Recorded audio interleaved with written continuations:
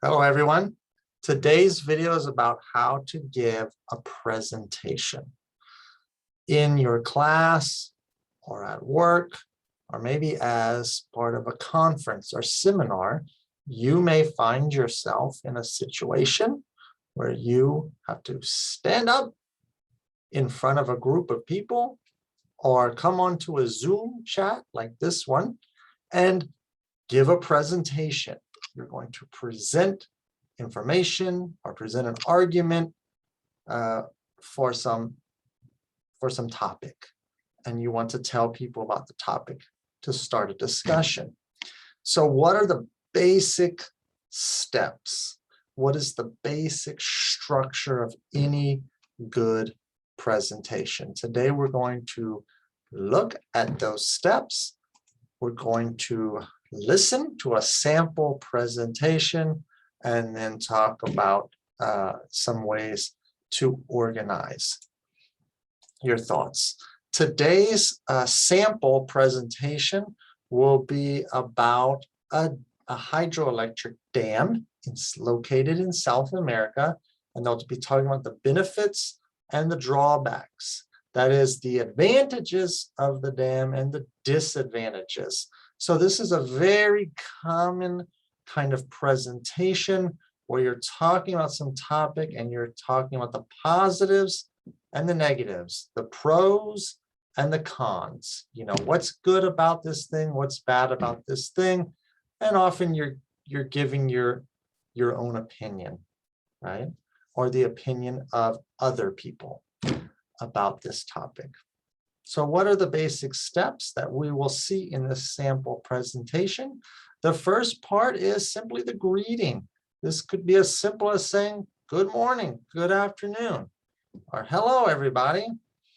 Okay, how formal or informal depends on your audience. Are these your classmates?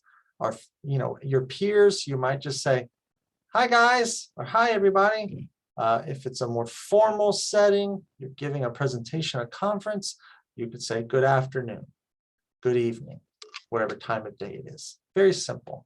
The next step is to signal the topic. You want to say upfront exactly what the presentation will be about. Today we're going to talk about, today I would like to discuss, and you're going to say what your topic is. In this case, you would say, today I want to talk about this topic, and I want to talk about the positives and the negatives. I want to discuss the benefits of this and the drawbacks. So you're going to let your audience know exactly what your speech, your presentation is about. Then before you get into those benefits, drawbacks, you know, talking about the pros and cons, you're going to give a little background information, a little context for your audience to understand what you're talking about. In this sample presentation we will watch, it's about a hydroelectric dam. They're going to be talking about the benefits and the drawbacks of this dam. So they're going to give a little bit of background information about where the dam is located, how big is it, you know, who built it, what is the reason, why, what is the purpose, why did they build it, how much does it cost, all of this kind of basic information, so that your audience who may not be familiar with the dam or may not know about it can have a little bit of context. So this is where you give historical information or statistical information, some basic facts about your topic. And then you'll begin the body of the speech, okay? And you'll start talking about the benefits. So you'll list out the benefits. You'll see in this sample presentation, he gives 3 benefits. And then you'll talk about the drawbacks. And you'll notice that in the speech, he will signal to the audience that he is going to stop talking about benefits.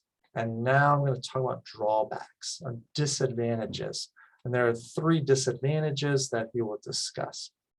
Okay. And then there will be some concluding remarks where you wrap up the speech. Maybe in this case, give your own opinion.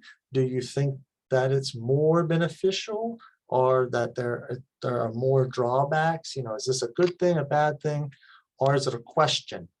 We don't know if it's ultimately, will it be positive or negative? We still don't know. Some kind of conclusion. Then you thank the audience. It could be as simple as saying, thank you. Thank you for listening to me. Thank you for listening to my speech today. And the very last thing is to open the floor to questions. You want to invite the audience to ask questions. Does anyone have any questions? I'd be happy to answer any question. If you have any questions, if anyone has any questions, I'd be happy to answer them.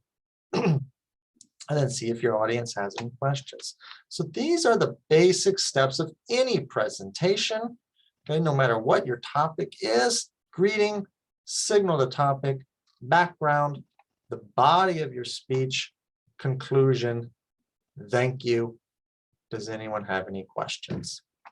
Let's listen to a sample presentation, again, about a hydroelectric dam in South America, and we will look at how he organizes his speech and follows these steps. As we listen, I will have the transcript. You can read along while you listen. There are some blanks in the transcript. So as you can see, as we listen and read along, try to listen and hear what is missing from the presentation, and then we'll talk about it. Okay, let's listen and talk about the Itaipu Dam. Well, good afternoon, everyone. Thank you for inviting me to speak to you today, and thank you all for coming.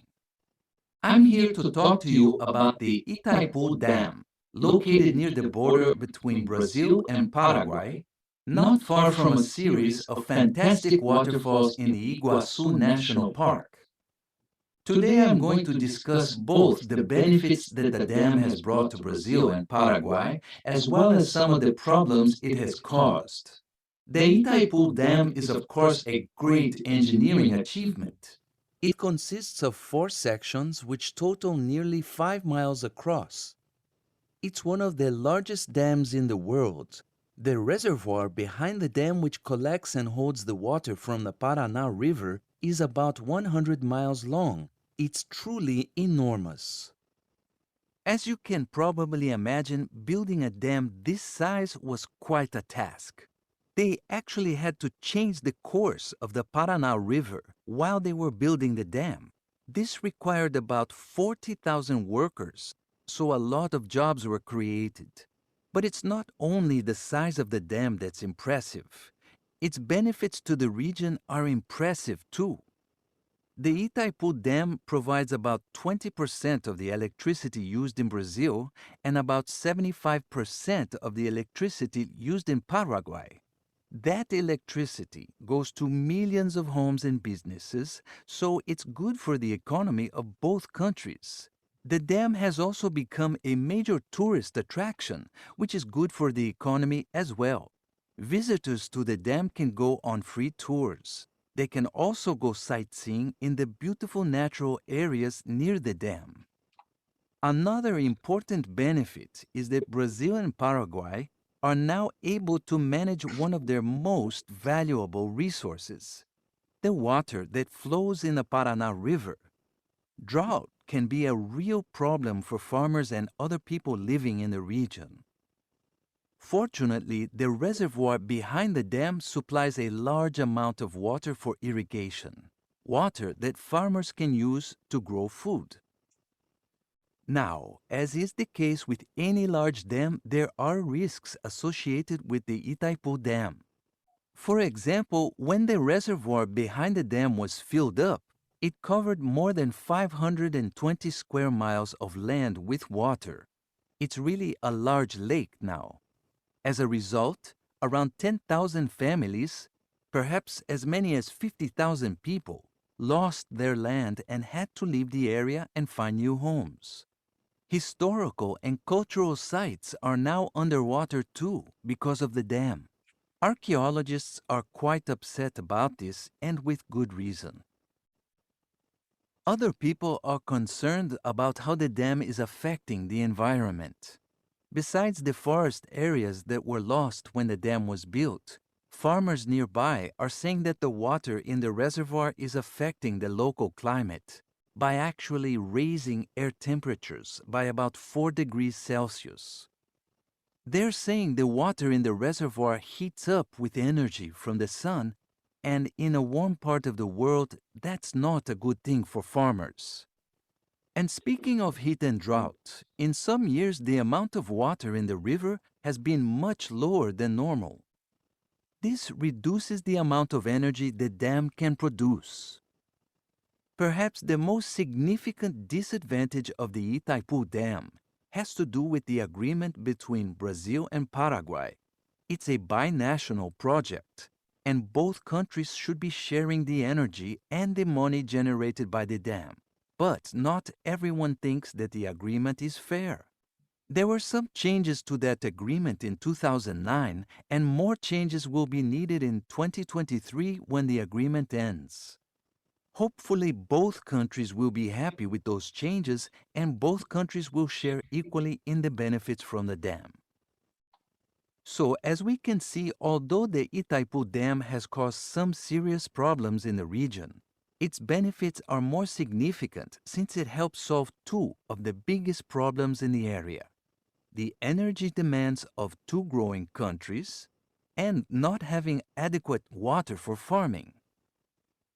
Major problems like these often require large-scale solutions, and the Itaipu Dam is an example of this.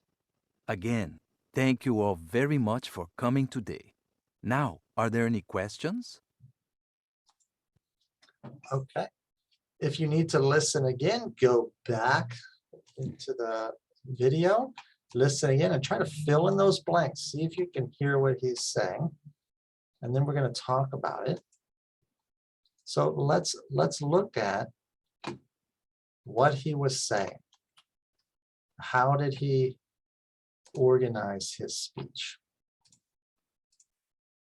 So if you were listening, right, for the first part is the greeting.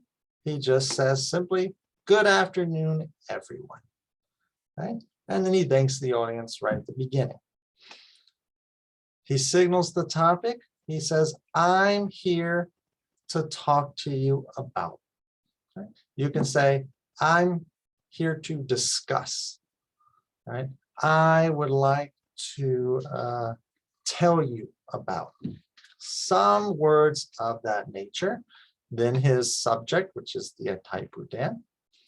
And he even signals the topic again more specifically by saying, "Today I'm going to discuss both the benefits as well as some of the problems." So I'm not just talking to you about the dam specifically, I'm talking to you about the benefits and problems. Okay, so very clear up front with your audience what your topic is.